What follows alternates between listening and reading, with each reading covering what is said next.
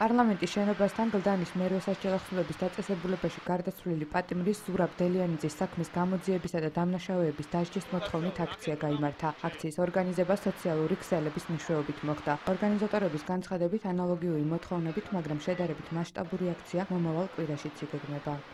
დღევანდელი აქციის მთავარი მოთხოვნა არის ის, რომ ზოგადად შეწყდეს წამება ციხეებში პატიმრების, იმიტომ რომ ის ფოტოები, რომელიც გავრცელდა, მიუხედავად ალტერნატიული ექსპერტიზის დასკვნებისა და ოფიციალური ვერსიებისა, ნამდვილად აღძრავს ეჭვებს, რომ შეიძლება ეს პატიმარი იყოს ნაწამები.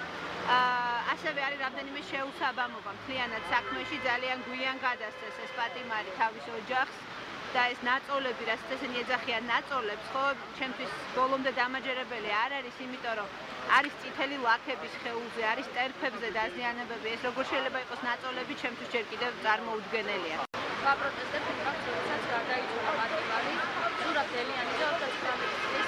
იგი არის წამები. მოთხოვნა კალმახელიძის გადადგომა და იმ პირების დასჯა, ვინც უშუალოდ მონაწილეობდა ამ კვლევაში.